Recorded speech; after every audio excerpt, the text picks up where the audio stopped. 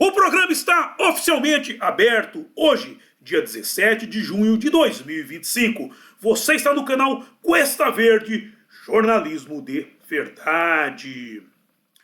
Você gostaria de ter um bar? Sim, de ser o dono de um boteco? Ou, para você que já é do ramo, apenas mudar de endereço? Talvez. Adquirir mais um estabelecimento gastronômico para o seu império? Bem, o Naldos Bar está à venda. Sim, o meu amigo Naldo quer se aposentar e por isso está vendendo o seu bar. Bar que fica em um ponto privilegiado na divisa entre Santos e São Vicente, junto aos tambores. Com um detalhe: por se tratar de um estabelecimento tradicional, você estará adquirindo mais do que um bar. Estará adquirindo uma história. Logo, entre em contato com o Cuesta que eu faço meio de campo entre você e o Naldo, ou vá diretamente lá. Sendo que o contato do Cuesta e o endereço do Naldos Bar estão na descrição. É isso aí, gente. E vamos aproveitar agora que quinta-feira é feriado, vamos ter um feriado prolongado aí. Você quer empreender no litoral, aproveita. Vai lá conhecer o bar do Naldo, tomar uma cerveja. Mesmo você que só estará de passagem pelo litoral, aproveita para conhecer o bar do Naldo, os nossos amigos. É um evento interessante. Amanhã estarei lá para comer a tradicional feijoada do Naldo. Enquanto isso, livro de oração em mãos. Quem não tiver, mãos em posição de prece e muito respeito, que respeito é bom e a divindade gosta. Página 70, oração ao Senhor.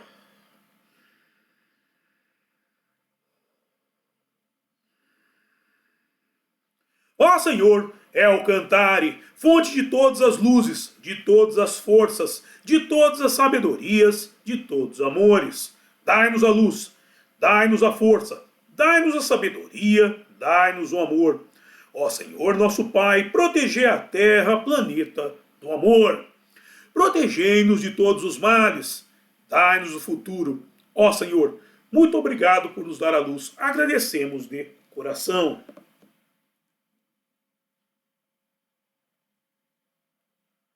Eu peço a Nosso Senhor El Cantare que não permita que injustiça alguma ocorra durante esse programa. Muito obrigado. Ok, gente, estou voltando aí depois de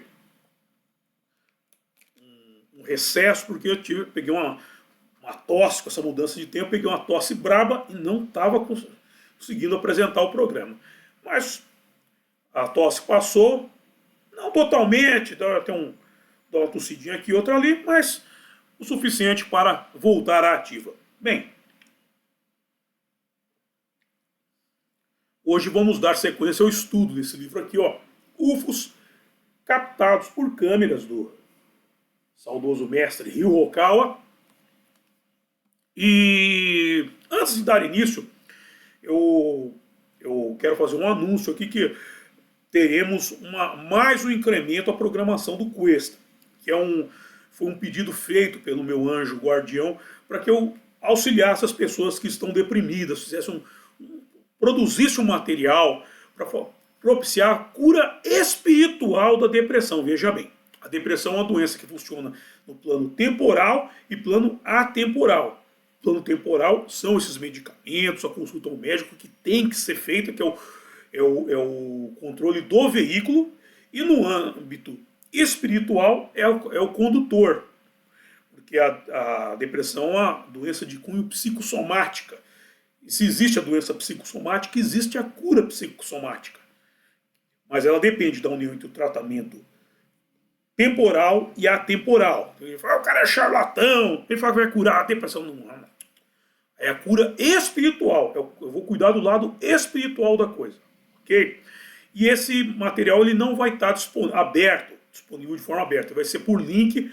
E até eu peço para você que está assistindo, é depressivo ou conhece alguém que tem depressão, fica de olho nas redes do Cuesta, do Facebook, do X e do WhatsApp, porque lá eu vou disponibilizar o link desse material assim que estiver pronto, ok? Eu estou preparando com muito carinho, foi um pedido do meu santo anjo guardião, para a gente poder auxiliar as pessoas também que É uma doença que está afetando muita gente se mata por causa de depressão, e se matar ir contra a lei de Deus. Então a gente tem que, e tendo as ferramentas para evitar isso com a cura da doença, levando a cura dela, como eu falei, sempre por meio da medicação, e aí no caso por meio espiritual, e para quem vai em psicólogo, psiquiatra, continua fazendo tudo que você faz, só que você vai ter um incremento, que é a questão espiritual que eu vou trazer aqui. Ok, gente?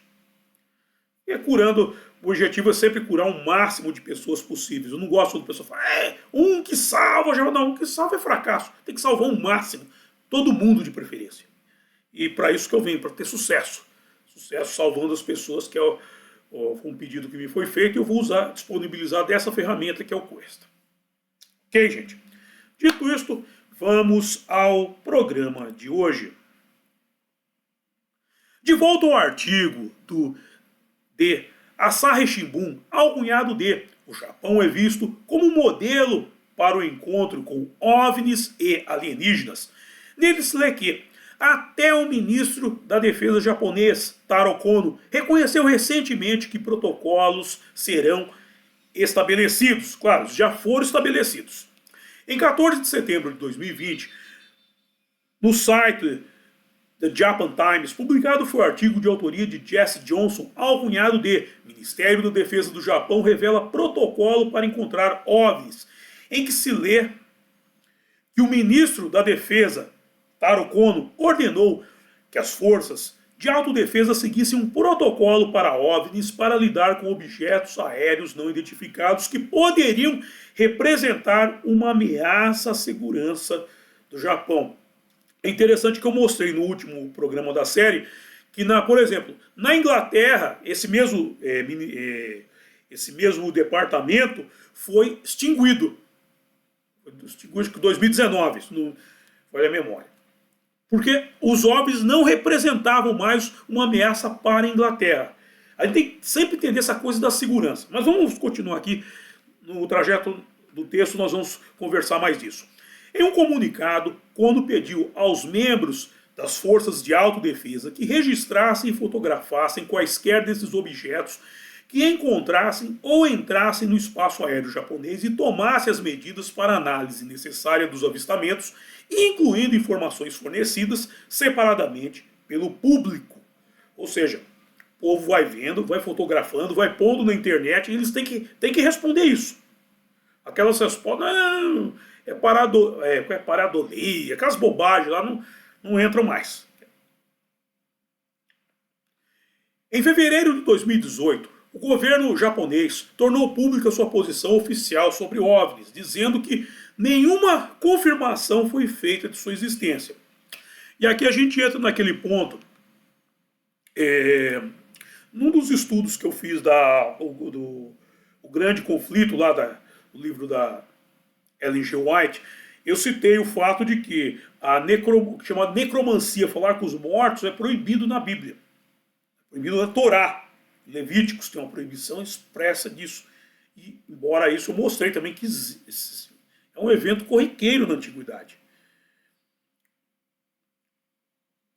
E eu já vi muita gente, muito cara aí, então os tarados da Bíblia falam, não existe isso daí, é demônio, é não sei o que, sempre aquela conversa mole. Essa turma também do ufologia que gosta do papel timbrado do exército.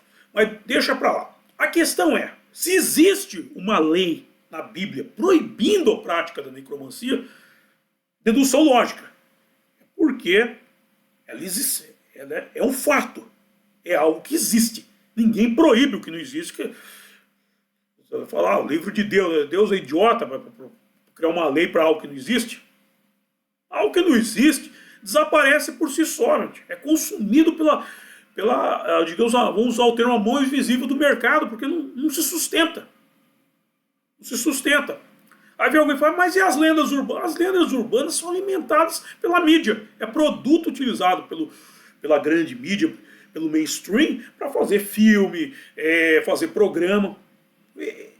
É utilizado ainda. Você vê que as lendas são sempre as mesmas, elas não mudam. Você pega os filmes de terror, por exemplo, é quase sempre a mesma história, cara. Todo filme de terror, no fim, o que eu não gosto de filme de terror é que eles viram investigação policial. Eu assisti uma vez um filme japonês acho que era coreano, das gêmeas lá, e no fim virou uma investigação para saber por que o espírito de uma das gêmeas estava perseguindo o cara, porque uma tinha tomado a identidade da outra e matado a outra morreu, um negócio assim. Mas tudo vira questão policial, investigação. No fim, investigação policial. Tem que ter uma resolução da coisa. Parece que tem que ser feita uma justiça na Terra. O pessoal fala muito da justiça, a justiça dos homens e a justiça divina, mas lá do lado de lá parece que eles esperam a justiça dos homens. É interessante você ver. Enquanto aqui o pessoal espera a justiça divina, do lado de lá você espera a justiça dos homens. É uma coisa curiosa. Mas vamos voltar aqui para o ponto em que eu quero chegar. Se nenhuma confirmação foi feita de sua existência, para que criar um protocolo para isso? Para perder tempo? Para gastar o dinheiro do extorquido, não é pagador de imposto, do extorquido pelo governo? Vamos lá.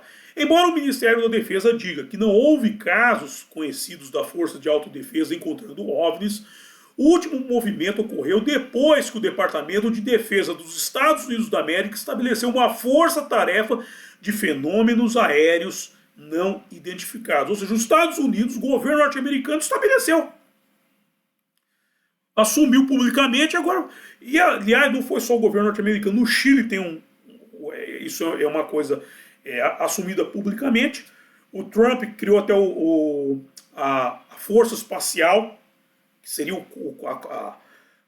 são as três armas: Exército, Marinha, Aeronáutica. A terceira é a arma espacial. A gente fala, por que a aeronáutica não cuida? Não, porque isso é no espaço. É num outro âmbito com orçamento milionário. Para que um orçamento milionário, uma coisa que não existe? Aí não, que é para enfrentar os russos do espaço. Pelo amor de Deus, cara. Pelo amor, não brinca comigo, cara. Não brinca comigo. Aí vocês vão lutar lá em cima, vai lá pra lua, quebra o pau lá, meu. Não enche o saco. Quer se matar, vão pra lua. Vai lá ficar o Highlander, até que só sobre um. O último, até sobrar um, vão lá e se matem. Aí eles vêm com essas conversas, até o próprio projeto Star Wars do Reagan, do qual vou falar daqui a pouco, de pôr mísseis nucleares no espaço. Nós temos satélites geoestacionários com mísseis. Vai para destruir os mísseis russos. Agora nós estamos vendo aqui, por exemplo, na guerra, está tendo aqui no Oriente Médio, Israel, a defesa de Israel tem aqueles drones que eles fazem a saturação. Eles saturam, eles começam a jogar muita carga eletromagnética no ar e explode. É tão forte que faz os mísseis explodirem no ar. Eles fazem o combate lá em cima, não é no espaço. Que no espaço mesmo não tem nada. Lá é vácuo. Se soltar um foguete do vácuo, ele vai ficar parado. Porque, como eu já falei, a chama não tem com o que a chama fazer atrito.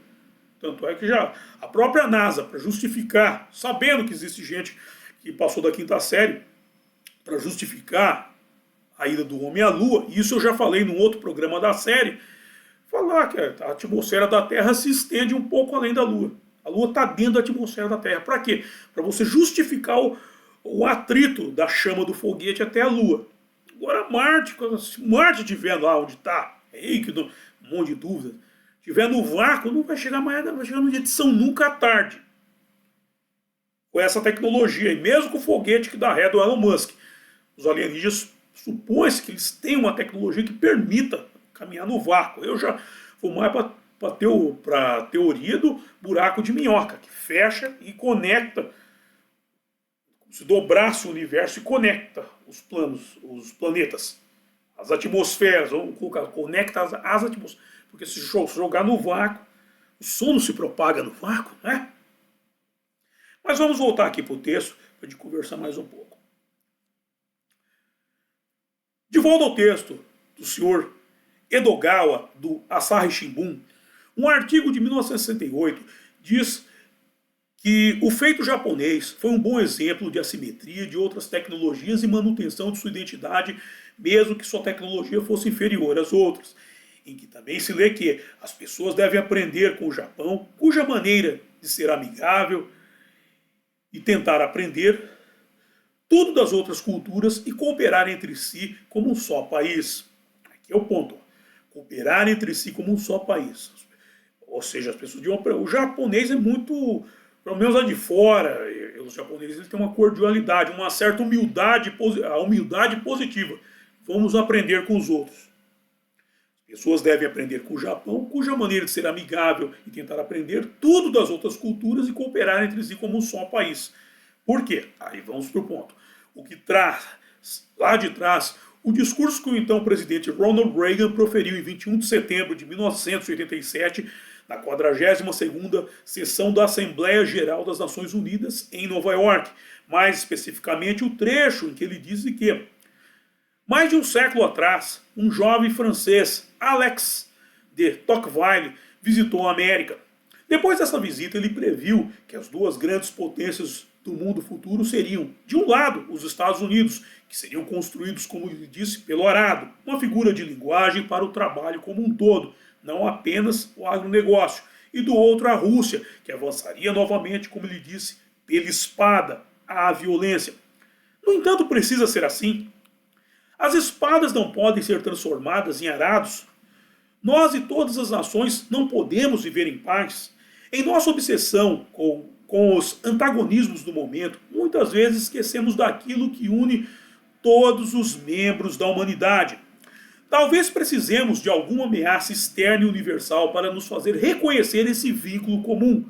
Ocasionalmente, penso em quão rapidamente nossas diferenças em todo o mundo desapareceriam se estivéssemos enfrentando uma ameaça alienígena de fora deste mundo. E, no entanto, pergunto a você, uma força alienígena já não está entre nós?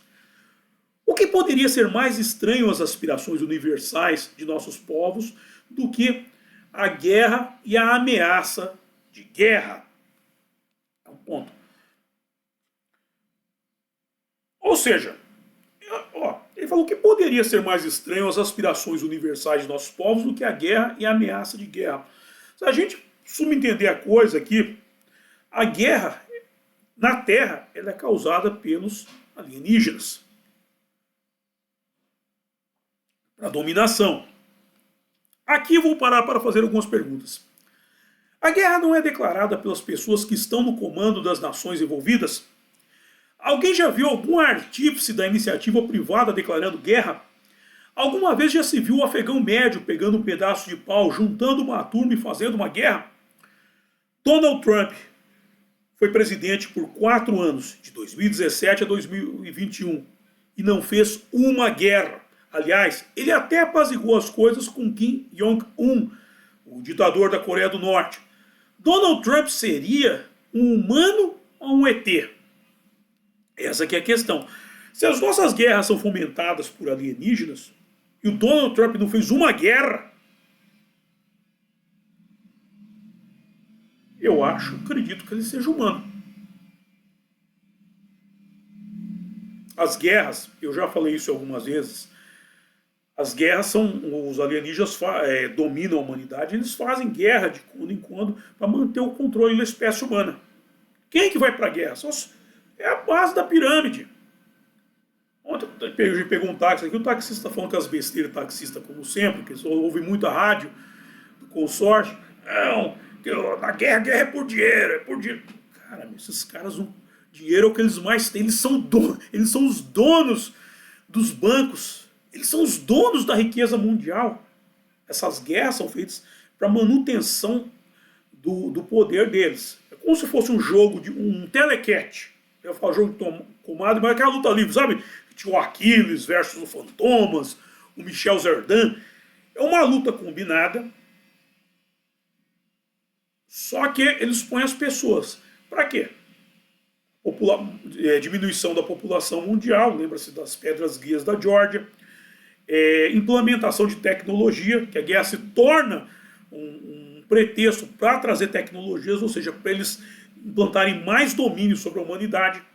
Você vê que hoje, qualquer prédio que você passa aqui em São Paulo, tem aquela câmera de controle facial. Um dia eu passei, Sua face não foi identificada. Eu vou subindo aqui, andando a rua inteira, sua face não foi identificada. Não foi no...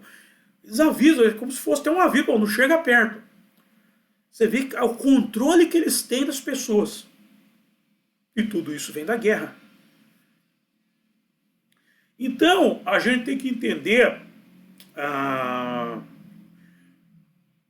que muitas vezes os humanos chegam ao controle das nações. Isso é um ponto fundamental, como o Donald Trump. E quem está pondo essas coisas em vigor, essas defesas, são os humanos. Ronald Reagan era humano? Era. Trump é humano? É. São os humanos que estão defendendo a Terra dessa ameaça alienígena. Como o Reagan falou, já não estão entre nós, eles são os fomentadores das guerras.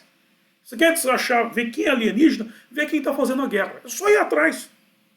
É a coisa mais simples do mundo. Eu já dei definições aqui, pelo menos no curso foi o grande...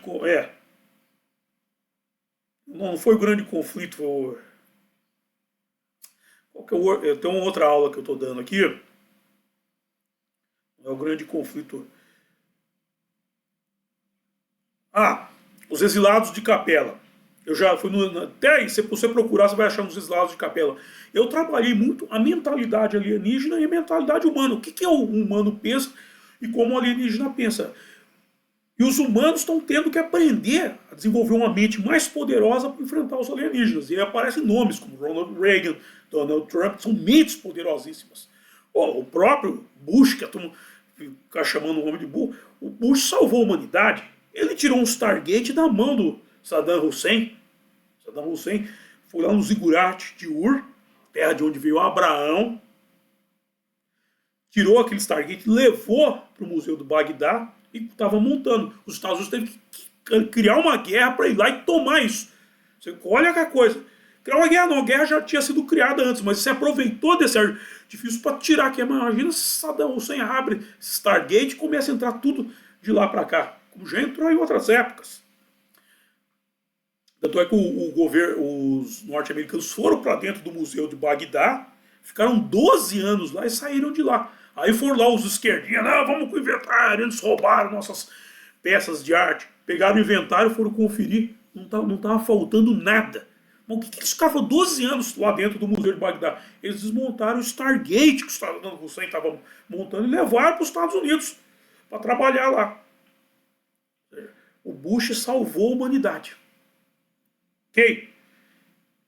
Para quem não gosta do governo, tem essas bias, onde com o Bush, George W. Bush, vocês tinham que acender uma vela para ele todos os dias e agradecer ele ter tirado essa desgraça da mão do Saddam Hussein. E enforcado esse maluco aí. E por aqui eu encerro o texto de hoje. Agora vamos para a hora de passar o chapéu, que é a hora que eu mais gosto, é a hora que vocês mais gostam também, que é a hora em que eu ganho uma graninha.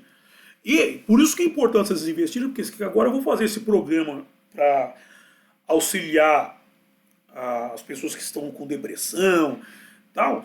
O dinheiro que você investe aqui, eu estou fazendo esses programas, porque eu posso me dedicar mais tempo a isso, investir em mais livros para ler, para poder trabalhar melhor a coisa. Ou seja, você investindo aqui, você está salvando vidas. Você vai salvar vidas. Você que já investiu, fique contente.